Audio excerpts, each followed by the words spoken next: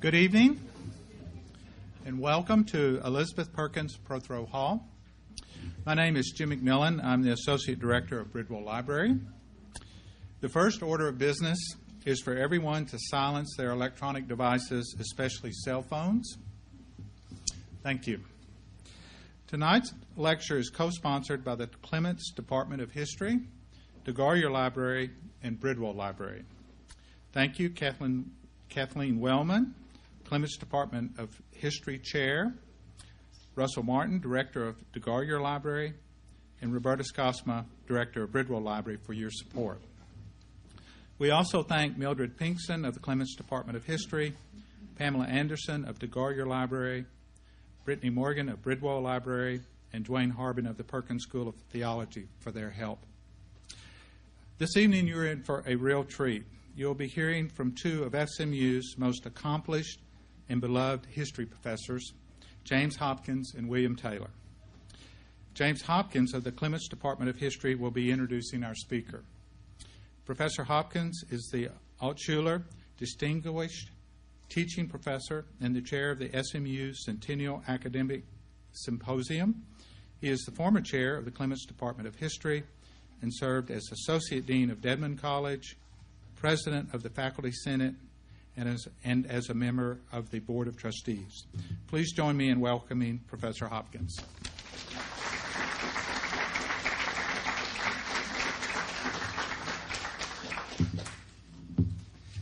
Well, pardon me.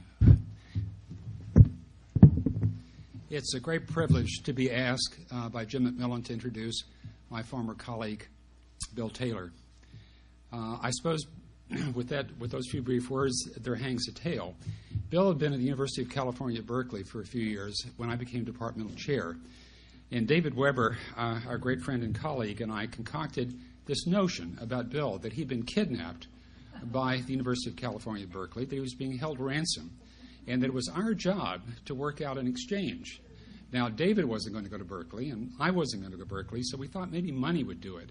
And then when Bill Taylor heard of our scheme, he said, it would just take too much of an investment in a state that values money but likes to keep those who have come to California there sequestered away. So David and I looked at each other and realized that our last plan had dissipated, that we couldn't get Bill back. But tonight he's back, and to be able to introduce him tonight is just a great, great pleasure.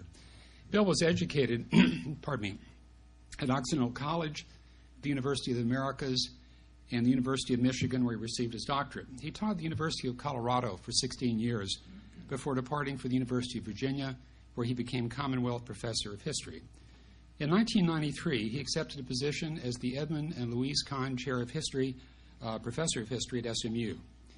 In his typical resistance to the knowledge claims of any academic department, he welcomed an additional appointment as Adjunct Professor of Anthropology. After 5 years with us, Bill went to the University of California at Berkeley as the Muriel McKevitt Sonne Professor of History. His early books included Landlord and Peasant in Colonial Oaxaca and Drinking, Homicide, and Rebellion in Colonial Mexican villages. These established him as one of his generation's most creative and original historians of colonial Mexico.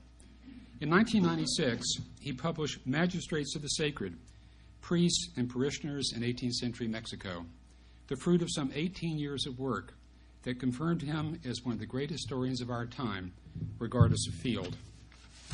The Magistrates of the Sacred was honored as have been few books. It received the Herbert Eugene Bolton Prize from the Conference on Latin American History, the Bryce Wood Book Award from the Latin American Studies Association, and the American Historical Association's Albert J. Beveridge Award for the most outstanding book on the Americas.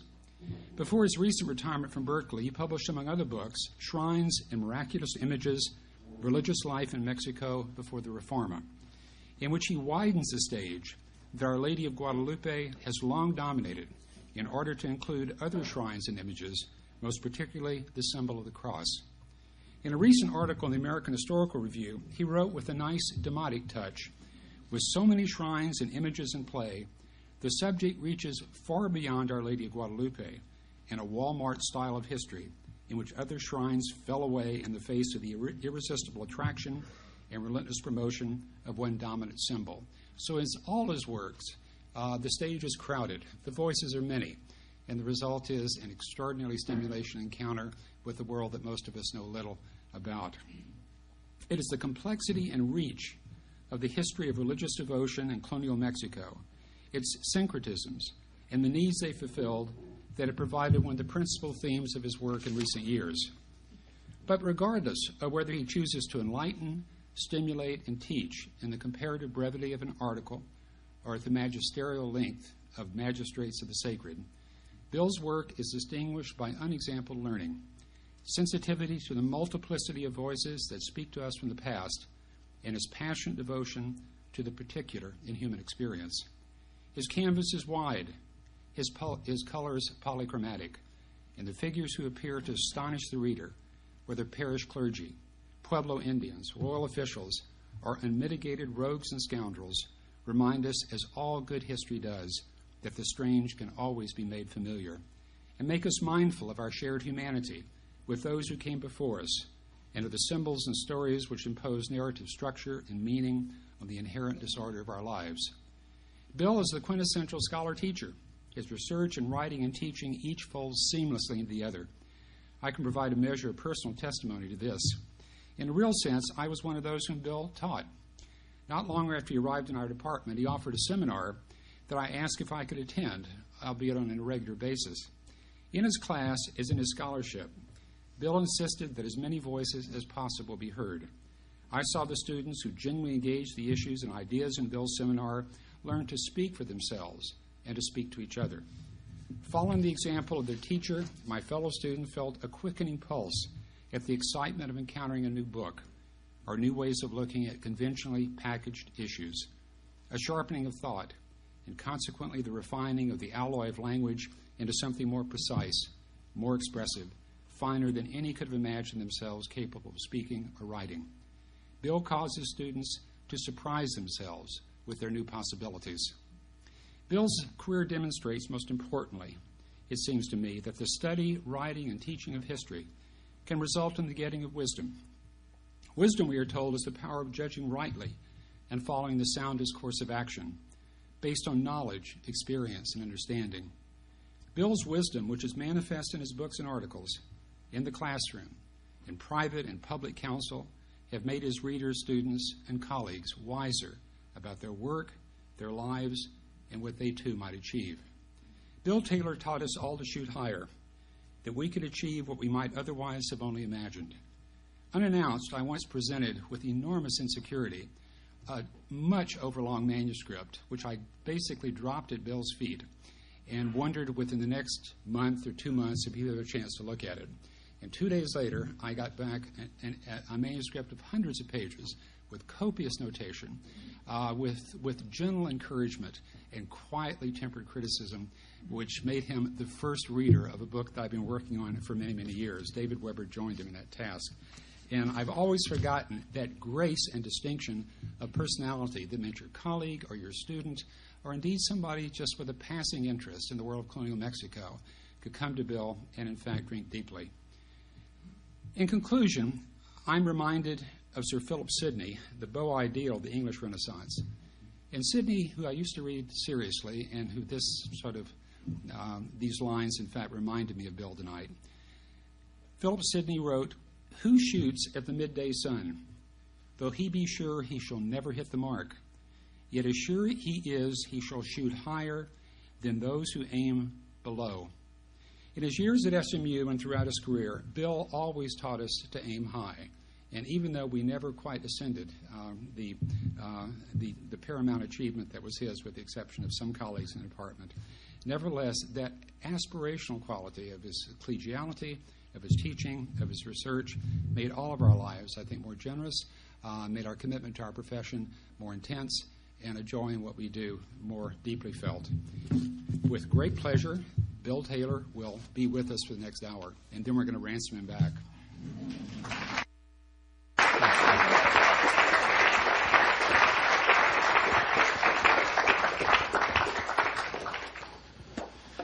Well, goodness, I don't measure up to that, but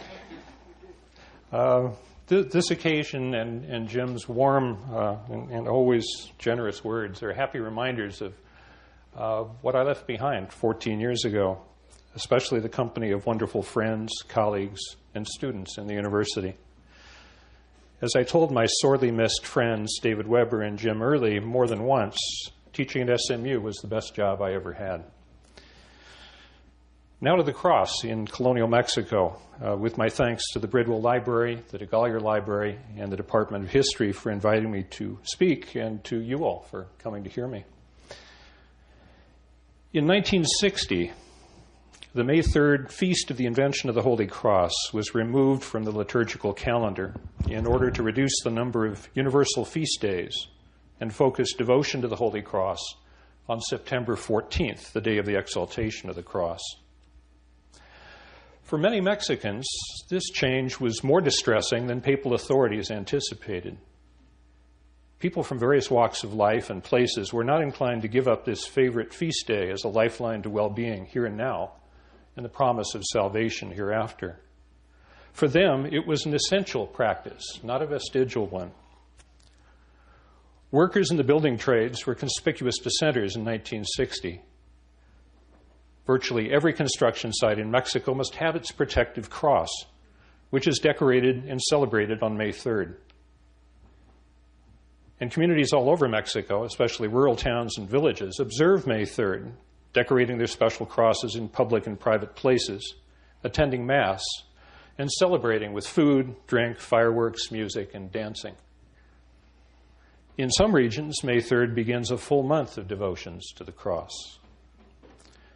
To steer clear of a prolonged dispute over popular traditions of faith, Mexican bishops successfully appealed to Rome for May 3rd to remain a major feast day there, and it is still very widely popular.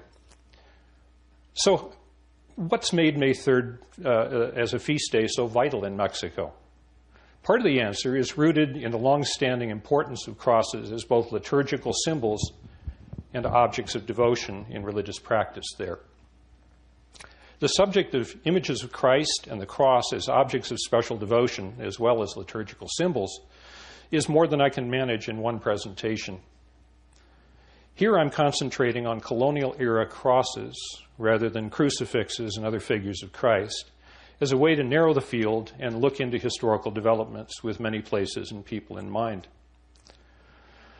Crosses became a conspicuous feature of the colonial landscape to the extent that some communities, Cuernavaca for one, were known then as the town of crosses, and they remained so. At Chalma, which is featured in an item in one of the displays that you'll see in the exhibits in the Bridwell Library, if you have a chance to look. At Chalma, the town is surrounded by hills and picturesque bluffs, all of them crowned with crosses. In central and southern Mexico, these crosses in high places sometimes formed networks of sacred sites visited by the faithful throughout the year, but especially during Holy Week and in early May.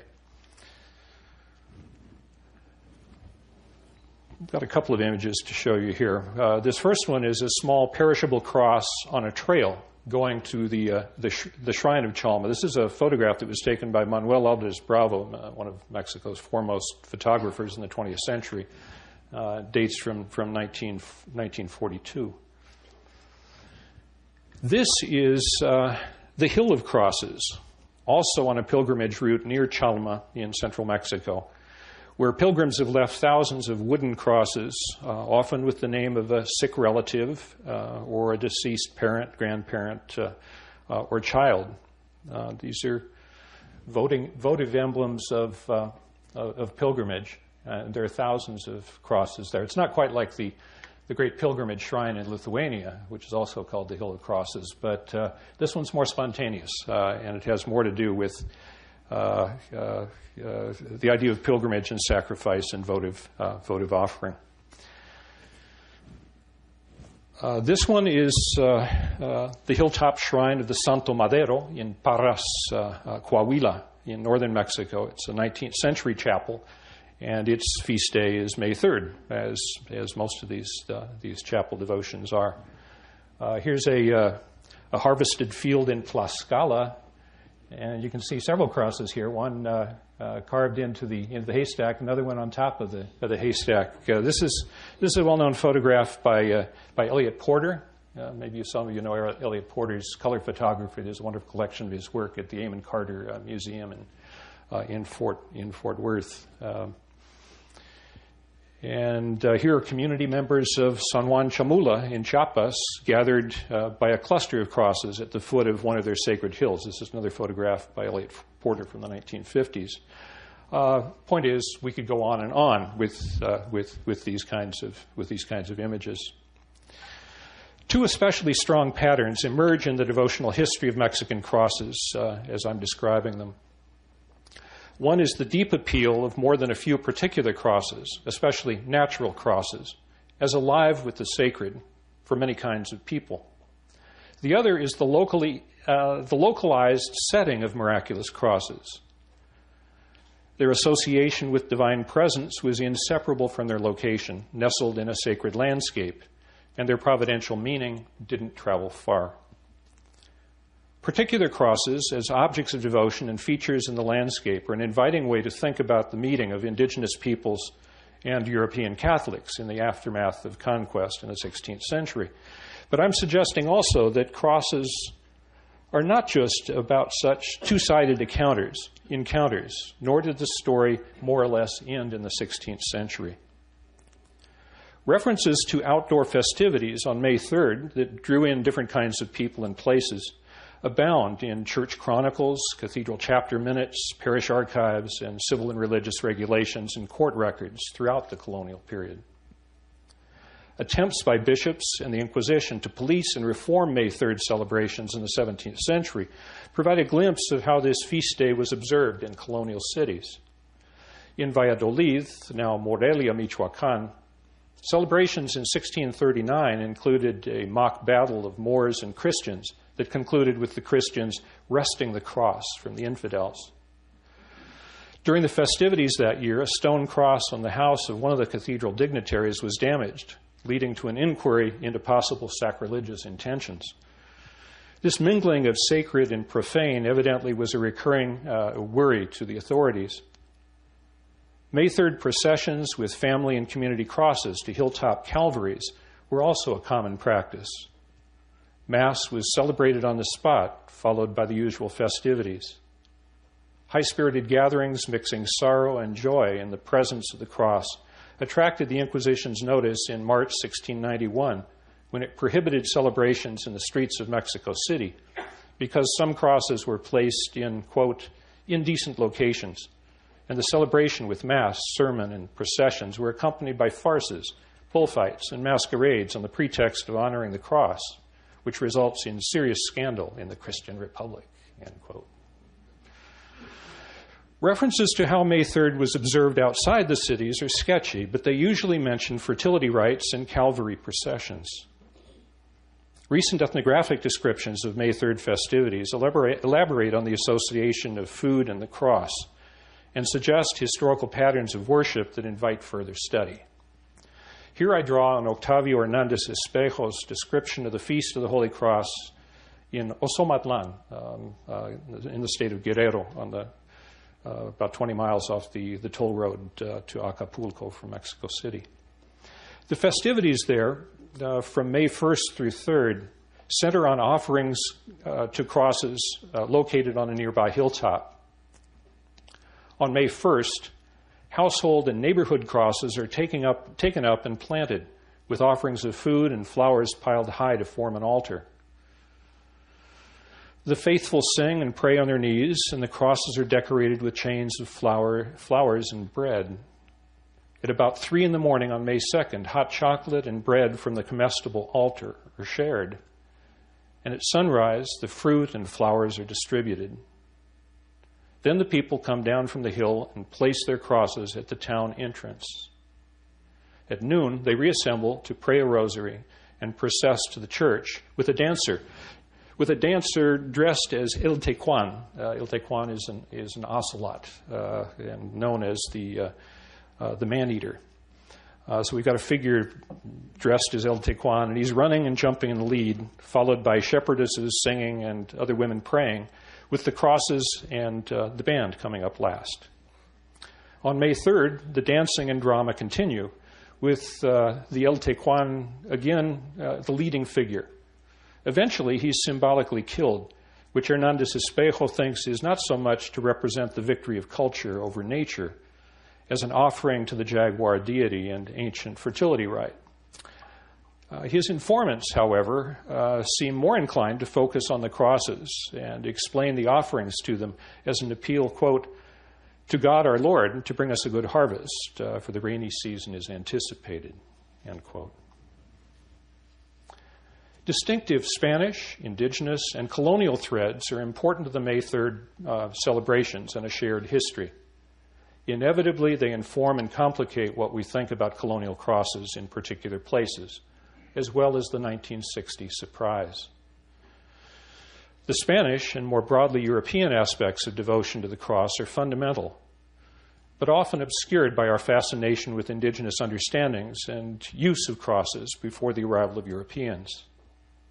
The cross was the universal, ever-present symbol of Christianity, signed and displayed for protection and moral instruction, used in exorcisms as the instrument of God's love and strength in the perpetual struggle with Satan.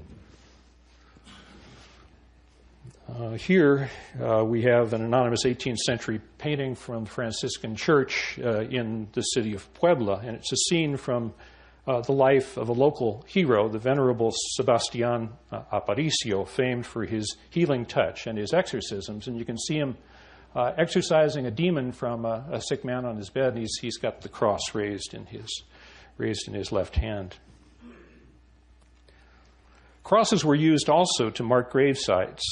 They were placed on or near churches that often had a cruciform floor plan, carried in processions, essential to rituals for the dead and dying, signed in sworn testimony and acts of devotion, adopted by military orders as their insignia, and presented to the laity in paintings and devotional texts as the emblem of Christ's exemplary sacrifice to redeem humanity, bridging death and life.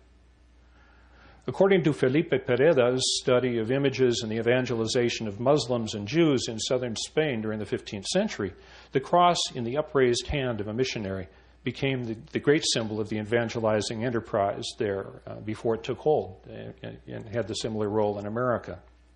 Steeped in the lore of Emperor Constantine's vision of a resplendent cross in the heavens as he went into battle, and other crosses appearing during the Reconquista in a similar way, early modern Spaniards looked for signs of the cross in their overseas colonization, and they found them. Pereda is no doubt right that the cross in Spain was mainly a liturgical symbol, but crosses as individualized objects of devotion were not unknown there or among early Spaniards in America. For example, the Franciscan chronicler and native Spaniard Juan de Torquemada described a numinous cross from Columbus's second voyage to the island of Hispaniola. Quote, he ordered a cross to be made from a sturdy tree in the city of Concepcion. This cross has this cross has everywhere been greatly venerated. Its relics have been much in demand by the faithful, for it is widely believed to have worked miracles, and that with its wood many sick people have been cured, end quote. Even as a symbol, the cross's mystique for Spaniards required a certain presentation and regard. Recalling Christ's crucifixion, it needed to be displayed in an elevated location because, as one colonial preacher put it in 1630, he died on high. In word and effect, the wooden cross was a metaphorical tree of life, as Christ was the Redeemer and source of eternal life, and must be treated as such. In the words of the prelates attending New Spain's Fourth Synod in 1771, the Holy Cross is the cross of our redemption, and we should worship it as we do Jesus Christ. Accordingly, it should not be placed on anything profane. Rather, it should always be placed in an elevated and decent location where it will not be treated irreverently, end quote. As the universal Christian symbol, the cross also had a spatial dimension. Citing St. Jerome, a 17th century Spanish commentator on the laws of the Indies, wrote, "The said four cardinal directions are represented by the ends of the cross in which the mystery of our redemption was achieved. The east shines forth at the top, the south in the left arm, the north in the right arm, and in the west, the base of the trunk sinks into the earth below the feet of Christ." End quote. Cross-like forms were also potent in pre-Columbian ritual symbolism, invested with cosmic significance. This is an image from one of the so-called grecas from one of the pre-Columbian palaces in Mitla in the valley of Oaxaca, and I show it simply as an example of how crosses show up often almost incidentally. In the upper left and right-hand corners, you can see two cross forms. These crossings describe the sacred landscape that connected a deep ancestral past with the present. Typically, the cosmos, in spatial terms, was divided into four quarters extending east, west, north, and south, with a great silk cotton tree at each end, supporting the heavens above. At the intersection of these four quarters, in some representations, was a world tree of origin on a hill that covered a cave in a spring. This was the navel of the universe, a spatial and temporal pivot point of creation, death, and divine power, connecting the sky to the earth and the underworld inhabited by spirits, including community ancestors. Here, in the Codex Fedjaveri Mayor from central Mexico, painted around the time of the Spanish conquest, cosmic order is depicted as four quarters supported by celestial trees.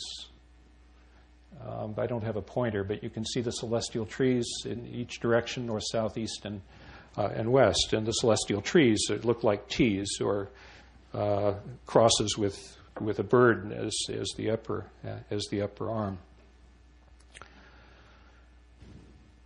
Here is the sarcophagus lid of Pacal, the celebrated lord of Palenque in Chiapas. And here is a line drawing of that same low relief form, and you can see here's the great ancestral hero Pacal, the great lord of Chiapas, and he's sort of emerging from the underworld. He's died, and this is his sarcophagus, but now he's returning to protect the community and protect the land of Palenque. And behind him is this great world tree. And I've got another sketch of that that was done by Linda Sheely that gives you yet a better idea of what the world tree looks like in a kind of as a kind of cross form. This world tree teems with celestial life, its trunk and its branches coursing with blood, symbols of blood, and symbols of tree. So we're not left in any doubt that this is a tree and that it's a living tree. It's a living cross. In that sense, it's much like the green crosses that are still found in Yucatan and the highlands of Chiapas and Guatemala, that are regarded as living beings, clothed and decorated with flowers and pine boughs. Natural features, especially trees, water sources, and hills or mountains, are prominent in this cruciform cosmos in the pre-Columbian world. And it's also repeated for modern Totonacs in Veracruz and Mayas of Yucatan, past and present, among other people. Trees are the living thing where sanctity especially resides, the source of sustenance, as Alfredo Lopez Austin put it. They're associated with life-giving water, which in turn is paired with hills and mountains. As early colonial chroniclers understood, mountains and hills were treated as living entities and exalted symbols of place and creation in Mesoamerican conceptions of the world and community. In describing the importance of hills in the Mesoamerican sacred landscape, The early Dominican chronicler, Diego Duran, pointed to Tlalocan, the primordial place of Tlaloc, the lord of moisture and fertility, quote, where the clouds gather and storms with thunder, lightning, and hail form, end quote. Mountains were understood to be the dwelling places of fire, clouds, fog, rain, and earthquakes. Their caves were veritable storehouses of life-giving food and water, but they were also haunted by monsters and ancestral spirits. So, again, cross forms associated with hills and mountains, with fertility, with a kind of transcendence, whether we're talking about pre-Columbian conceptions or European conceptions at the time, especially Spanish conceptions. How European and Mesoamerican understandings of crosses came together in the colonial period resists timeless generalization. There are always local variants, silences in the documentation, and surprises. The symbolic meanings of the form of the cross were different in Europe and pre-Columbian America, being especially about the shape of cosmic order in Mesoamerica and the symbol of Christ's redemption of humanity in Christian Europe. But even at the symbolic level, there was overlap and mutual intelligibility. For both, the cross form was associated with trees and ancestry. The tree of life for Christians, the living vector of sacred time and space for Mesoamericans. And in both traditions, sacred trees or wooden crosses had a spatial dimension, located at the center, on high, visible to all. Crosses came to have an unusually important place in colonial Mexico that goes far beyond these original meanings, enduring, opposing, disappearing, and combining. But few of the obvious aspects of devotion to the cross in the colonial period were uniquely American. In both Europe and America, crosses had to do with fertility, the agricultural cycle, protection, and cosmic order. What was unusual, if not unique, about colonial American crosses was first the extent of their presence in the landscape and as objects alive with the sacred, and second, many of them were said to be natural crosses, discovered in living trees and rocks. In this way, they were of nature, as well as found in natural settings, which is the story in Spain to a much greater degree. Throughout the colonial period, missionaries, pastors, and bishops demonstrated their devotion to the Holy Cross and actively promoted it as an emblem of Christian practice and protection. For example, Bishop Fray Gonzalo de Salazar of Yucatan in the early 17th century ordered the Indians of his diocese to keep crosses on their home altars. For early mendicant pastors, the cross was a central symbol and instrument of their evangelizing mission and struggle against the devil, who seemed to be everywhere. Idol smashing became an early ritual practice of the friars, calling on Indian neophytes to present their infernal effigies to be destroyed in a public spectacle and replaced with crosses. Early missionaries peppered the colonial landscape with crosses as the symbol of Christian presence and protection wherever they suspected what they called idolatry. As Torquemada put it, quote, the friars ordered them to make many crosses and place them at all the intersections and entrances to their towns and on some high hills, end quote. In other words, the early friars were encouraging indigenous people, new Christians in America, to regard the cross as something that belonged outside, in the open air, as well as inside the church. And that'll play into late colonial history in some interesting ways that I'll mention, at least in passing, in a few minutes. Colonial Indians often embraced the Christian cross and its meaning in ways that also echoed the importance of great trees in the cosmic landscape and the idea that natural features and objects could attract divine presence. They honored and maintained the crosses placed by their Catholic pastors in the hills and mountains on the outskirts of their settlements, on their churches and in their cemeteries, and they added others to complete the sacralization and protection of a landscape of boundaries, planted fields, springs, caves, and wondrous signs. I've included two. Well, here's an example of one of those kinds of wooden crosses placed at the edge of town. Again, both to define the boundary of the town and also to protect it, and one of the entranceways into the community. I've included two land maps, one from the late 16th century and one from the late 17th century, both of them from the modern state of Jalisco in western Mexico.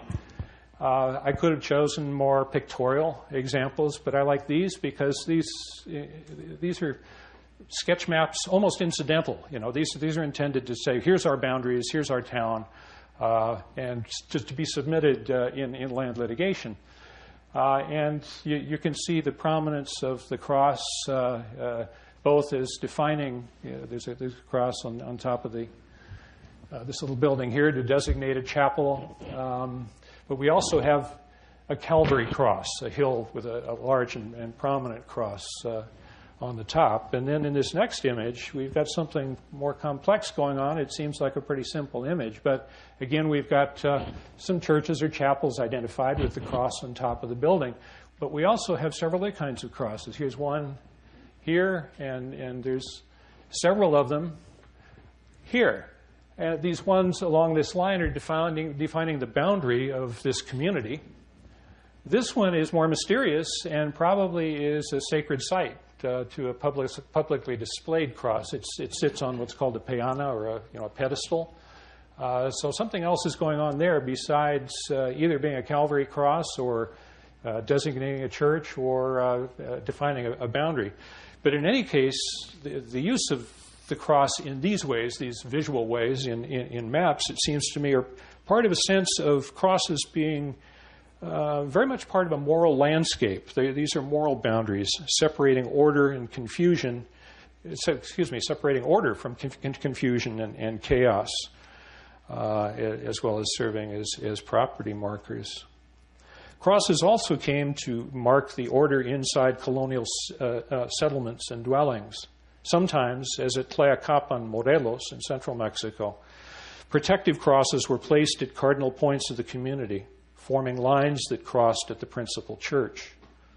Crosses were also placed at the intersections of other pathways through the community, on houses, sometimes at each corner of a house, and on an altar table inside the house to complete at home the cosmic order of the 5 directions, the 4 cardinal directions, and the 5th direction at the center, at the point of intersection of the 4.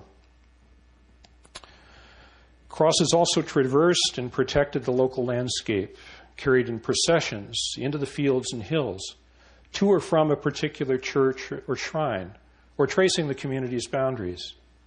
Torquemada described an early colonial procession during the feast of Corpus Christi at Tlaxcala, in which the Christian cross became a key feature in a ritual enactment of sacred space bounded by mountains. Crosses were carried along a route strewn with green leaves and flowers to the accompaniment of singing and dancing.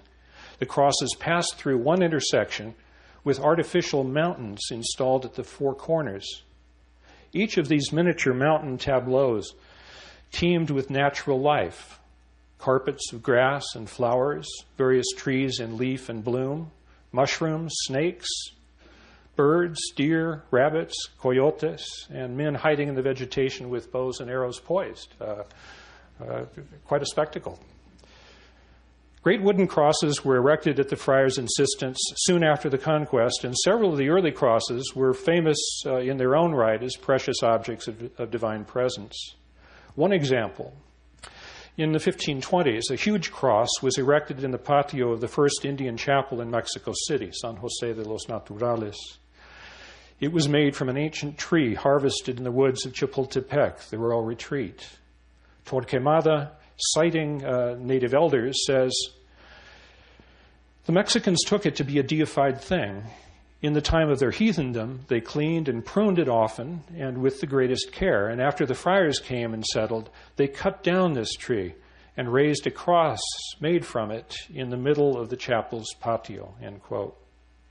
The placement of this great tree cross perhaps recalled the pre-colonial festival to Tlaloc, in which a small forest was erected in the patio of the temple. The tallest of the trees, called Tota, meaning our Father, was considered Lord of the mountains, forests, and waters. This cross at San Jose de los Naturales apparently was still considered an object of special devotion when it fell over during a storm in 1571. According to Torquemada, splinters from it were widely distributed as relics. The crosses, celebrated as wonderworking, usually were said to appear fully formed in the forests and wooded hilltops. News of such natural crosses and others discovered inside logs and rocks circulated even in the late colonial period, when official policing of miracles and images intensified, and there was a growing separation between official and popular notions of proper devotion. If not discovered under mysterious circumstances, they were said to tremble or show other signs of life. Examples of natural and animated crosses come from many parts of Mexico in different times during the 17th and 18th centuries, but they were most often reported in central and western Mexico and Yucatan. Augustinian friars were prominent in the center and west, and their order was especially devoted to the cross.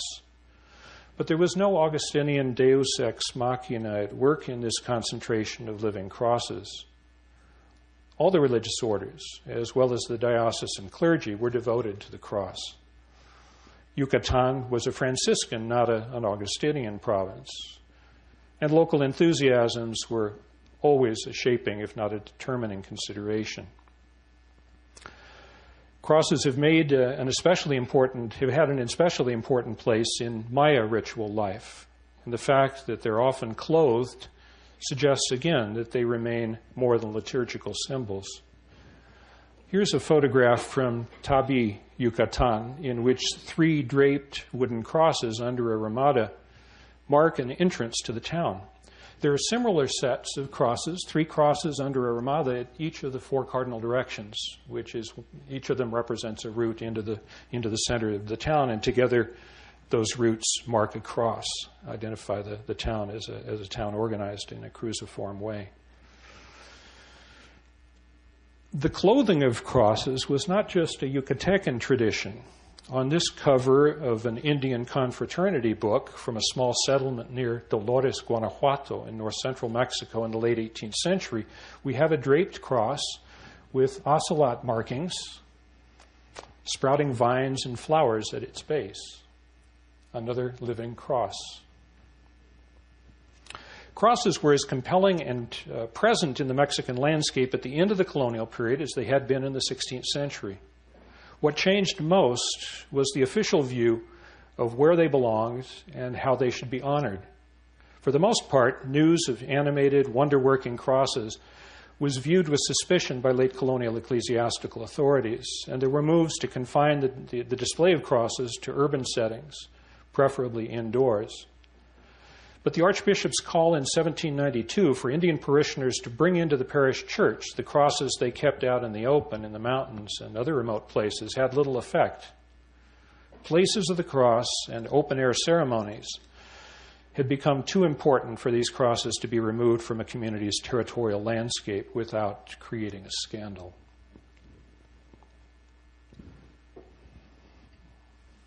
Three crosses. The wooden cross of Huatulco, the verdant cross of Tepic, and the stone cross of Querétaro gained wider recognition than others, thanks, I think, in large measure to some strategic support and promotion by bishops and friars. For all 3 of these crosses, their legendary beginnings, woven into the fabric of missionary evangelization and providential imperialism, were broadcast in early 17th century chronicles, but they came from different parts of Mexico with somewhat different histories and significance to devotees. I'm going to say a few words about the first 2 of those crosses. They became more widely known and celebrated. The third, the stone cross of Querétaro, is harder for me to summarize in a few words. I brought some images. We could turn to that at the end of the hour if there's still time and you have patience and want to hear more about these things. But let me talk a little bit about the cross of Huatulco. This was apparently the most famous of the 3 during the 17th century, and it was also the most European in its counter-Reformation story of a relic resisting sacrilegious attack by Protestants. In 1579 or 1578, the early chroniclers aren't agreed on the date, English pirates sacked the port of Huatulco on the coast of Oaxaca in western Mexico. and tried to destroy the settlement's large, sweet-smelling wooden cross. They pulled it down, covered it with tar, and set it aflame. The tar burned, but not the cross. Failing in their attempt to destroy the cross, the pirates left Huatulco, and news of this miracle caused an immediate stir in the region. Ships calling at the port took slivers of the cross to cast into the sea for protection during violent storms. Local people considered the tiniest fragment to be a wondrous medicine, mixing it in water for the sick to drink. Bits of the cross were so much in demand for this purpose in the early years that the cross soon dwindled to 5 feet in height and was in danger of disappearing altogether here. So around 1610, the Bishop of Oaxaca ordered that it be sent to his cathedral church for safekeeping and public display. This is another one of the themes of the cross. Authorities are forever saying, once it becomes popular, bring it to the cathedral, bring it to the parish church, get it out from wherever you're out there doing strange things with these crosses. But it didn't work too well. This was always, a kind of give and take, a kind of counterpoint that wasn't simply won by centralizing officials. In any case, this cross does go to the cathedral in Oaxaca City, and there it remained, working more miracles of healing and rescue, according to pious tradition. And of these miracles, according to Torquemada, writing before 1650, the numbers are infinite.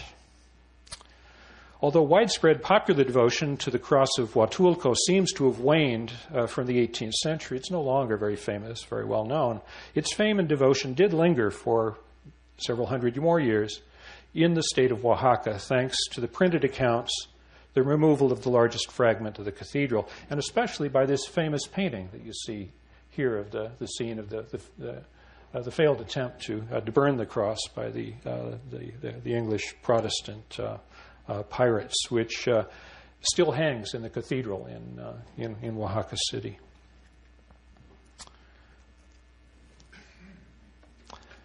And my second example then is the Green Cross of Tepic. Chroniclers' accounts of the tradition of the verdant cross of Tepic Nayarit in western Mexico share with the cross of Huatulco a providential pre-colonial legend. Both were said to have been planted by one of Christ's apostles long before the arrival of Spaniards. In other respects, their histories are quite different. Tepic's cross was a patch of unusual grass, about 40 feet long, with a 22-foot crossing arm. This grassy cross was said to remain green all year round and regenerate itself endlessly. The first brief mention of the discovery and fame of this cross, written in 1621, speaks of a young man driving his mules near Tepic. This is in western Mexico, the capital of the modern state of Nayarit. And this event happened 2 years earlier, in 1619. The animals suddenly halted and would not move further in the direction of the as yet unseen cross, which the young man soon discovered. Later chronicles embellished the story and described miracles associated with this cross and its medicinal uses. The great Jesuit chronicler of miraculous images, Francisco de Florencia, picked up the story in one of his devotional histories published in 1692. He added little to the narrative, but his publications circulated more widely than others did, and he included this visually striking engraving of the verdant cross in place, alongside a set of purported footprints that were impressed in stone from the nearby town of Jalisco that were thought to have been made by Christ or perhaps one of his apostles. Florencia wasn't sure. Runs of prints from this engraving circulated in western Mexico as devotion to the Tepic cross grew during the 18th century. The small shrine maintained at the site by Franciscans during the 17th century was then enlarged with a hospice of 10 cells to accommodate visitors, and more was written about this cross in the 18th century, although not published. Here's an excerpt from one of the unpublished 18th century descriptions to give you a sense of how the tradition was being elaborated. Faced with the vagaries of the weather, this wondrous grassy cross remained evergreen and beautiful, even when the surrounding land is bone dry. And it's so prolific that almost as soon as some of it is cut for relics, which happens every day and in great amount, the next day it is whole again. This is not the end of its wonders. For partway down the vertical member of the cross, there is a hole, like a wound, corresponding to the one in our divine Lord's side, with a seemingly inexhaustible supply of white earth. Much of it is taken away for relics and medicine, yet it is always full. Sounds like Chimayo in New Mexico. In fact, my guess is Chimayo is modeled on the story from Tepic. Even more marvelous, while many attempts have been made to put a roof over the chapel that encloses the cross, it has never lasted, as if this wondrous sign wanted only the canopy of heaven, end quote. One less famous miraculous cross was investigated very soon after it was reported to have come to life, before a neat summary account could develop to smooth over doubts and local interests. The accounts I've just given you for the cross of Tepic or the cross of Huatulco these are hagiographical accounts that become kind of official. It's like polished stone. You've worked the story over and over again and reduced it to its essentials. I'm going to give you an example of one that we know a little bit about that hadn't developed that far yet, to give you a sense of what local people thought and how stories like that get told and retold and become kind of essentialized. So this is a story that merits some attention as another kind of historical record of devotion, as well as a late 18th century, late colonial example of a living cross. On May 3rd, 1728, the parish priest of Tlayacapan, Morelos, about 40 miles east of Cuernavaca, wrote to the Archbishop of Mexico with sensational news. The day before, that is, the eve of the feast of the invention of the Holy Cross, parishioners in the Tepetenchi neighborhood urged him to come see something amazing. As they were cleaning and decorating a large stone and mortar roadside cross, one of those entrance crosses, it began to shake. The priest reported that from about 2:30 in the afternoon until Vespers, he and many others witnessed this marvel. The Archbishop immediately dispatched an ecclesiastical judge to investigate and, if possible, discreetly transfer the cross to the parish church. Upon arrival, the judge recognized that he would not be able to take possession of the cross without an uproar when a crowd of Indians, Spaniards, and other non-Indians met him at a neighborhood chapel where the cross was being guarded around the clock. In the company of the district governor, the resident Augustinian friars, and local Indians, he went to the place where the cross had been, then adjourned to the friary to begin to inform himself about the reported marvel and why the cross had been moved. A few days later, the judge forwarded to the Archbishop a petition by 5 Indian elders. In it, they earnestly explained that the cross was moved to the chapel as a place for proper veneration, at least until the pedestal at the original location was rebuilt. The villagers said they were becoming disconsolate because the cross was of our very being, and we fear being deprived of an inestimable relic to ward off storms and what lurks outside after dark. They added that this marvelous cross had renewed their faith, and they were eager to build a fitting chapel on the spot and sponsor an annual fiesta on its May 3rd feast day in order to, quote, celebrate the triumph of our redemption and promote devotion in this neighborhood and in the whole community as a witness to our conversion, end quote. They shrewdly observed that the famous shrines to the images of Our Lady of Guadalupe and Our Lady of Los Remedios had been built on the sites of the Virgin's apparitions, not moved elsewhere. Meanwhile, the judge proceeded with his investigation, interviewing the parish priest and 13 other Spaniards living in the community. He also received an inspection report from the local royal governor. Everyone testified to having seen the cross move for the better part of 3 days, shaking back and forth, then side to side, as if signing the cross. They shared the opinion that the people of Tepetenchi were deeply moved by this portent and eager to build a chapel on the spot. Their testimony effectively confirmed everything the elders had said in their petition. and the warden of the Augustinian convent offered an acceptable explanation for why he had ordered the removal of the cross and had the pedestal unearthed. He said that the site needed to be excavated in order to determine whether there was some natural or diabolical cause for the movement, whether some individuals had hidden under the pedestal and manipulated the cross, or whether there was a cavity underneath the pedestal that might be causing the ground to shift and the cross to move, or whether perhaps idols were hidden there. None of that was discovered. The district governor's report and all the witnesses concluded that there was no natural explanation for the cross's movements.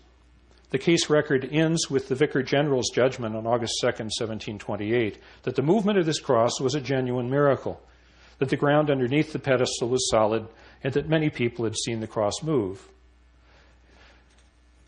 Quote, "Considering that this cross can be a most efficacious instrument of yet greater wonders," end quote, wrote the legal advisor, "it should be declared miraculous and kept in the neighborhood chapel, at least for the time being." Now, 5 months later, Mexico City's monthly newspaper, the Gaceta de Mexico, reported that devotion to the cross at Tepetenchi was on the rise. The cornerstone of a chapel that housed the cross at the site of the miracle was placed on Christmas Day with all the proper licenses, sponsored by the local royal governor, who had given his fulsome endorsement the previous May. And the town's 16 neighborhoods promised to support the building project. Well, eight years later, another item appeared in the Gaceta de Mexico announcing that a grand procession through Tlayacapan had taken place on May 28, 1737, to celebrate the completion of one of the vaulted sections of the chapel. The point is, this is not moving too quickly. It's not moving the way buildings get constructed here at SMU. There are angles here at SMU where I don't recognize the campus from when I was here. This is taking a long time. It suggests that maybe the enthusiasm wasn't quite as great as it seemed in the the kind of blush of excitement in 1728. But in any case, the reporter there in 1737 is saying it's hoped that the devotion of the townspeople and neighbors will carry the project to completion. And I would say that apparently it did eventually come to pass, because we've got a present-day chapel called Santa Cruz de Altica in Tlayacapan, which has a plain stone cross at the altar, and May 3rd is the feast day, suggesting to me that eventually that chapel did get finished. As close in time as this record of Tepetenchi's trembling cross is to the events it describes, and as welcome as the local voices in it are, many of the questions we would want to ask of its devotees and promoters go unanswered. How was the cross remembered and celebrated? How was the devotion organized, and how did it develop after May 1728? What stories of divine presence and favor were told? By whom and when? To suggest that recent practices and memories can be projected back in time as if the past were little more than an earlier version of the present is a doubtful proposition.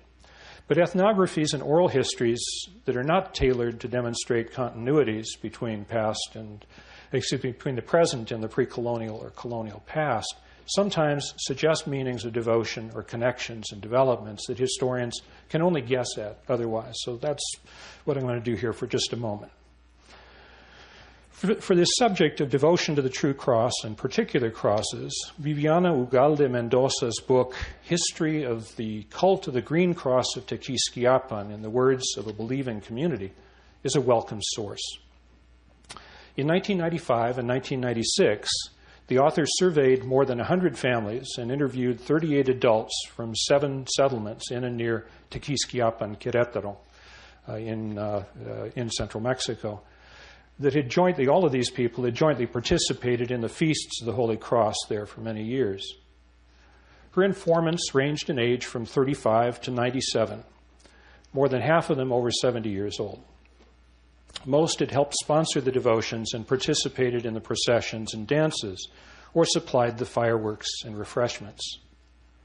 Their stories about the devotion and special rites revolve around a tree cross and fiestas to the Holy Cross going back to the 1770s. Most informants spoke of an oak tree in the shape of a cross appearing on a hill above the town. Local people went to see the cross and pray, and the site became known as Cruz Verde, green cross, the living cross.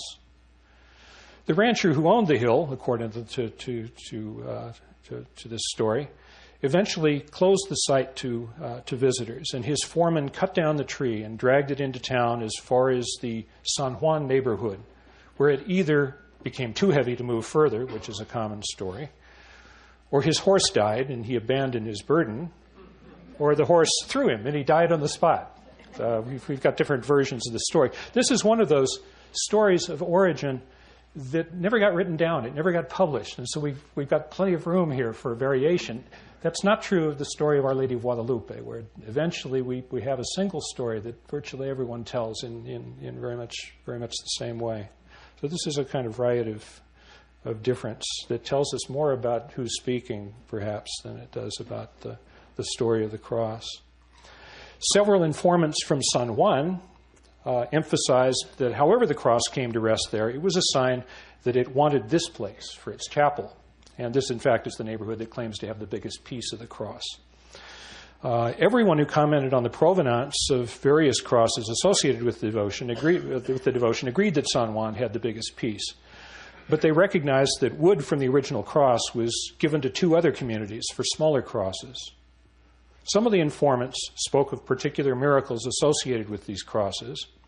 Others added a detail or two not mentioned by anyone else. For example, that the first cuts of the tree healed overnight, or that the sculpted cherubs that accompany the true cross in processions turn pale when they're angry. No official origin story for this natural cross was promoted or accepted in a way that silenced all these local variations.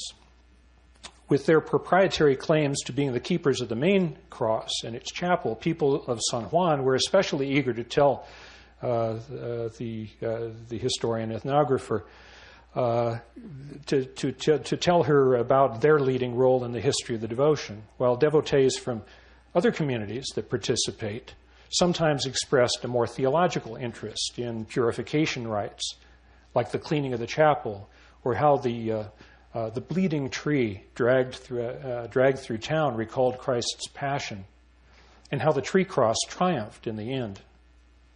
Some of the informants perceived changes in the devotion and lamented recent disrespect for the Holy Cross, especially among young people who attended just to clown around, they said.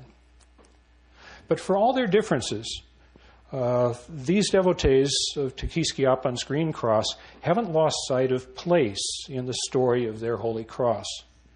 Despite San Juan's claim to have the largest piece of the Great Cross, people from other communities considered their own local cross to be the most important relic.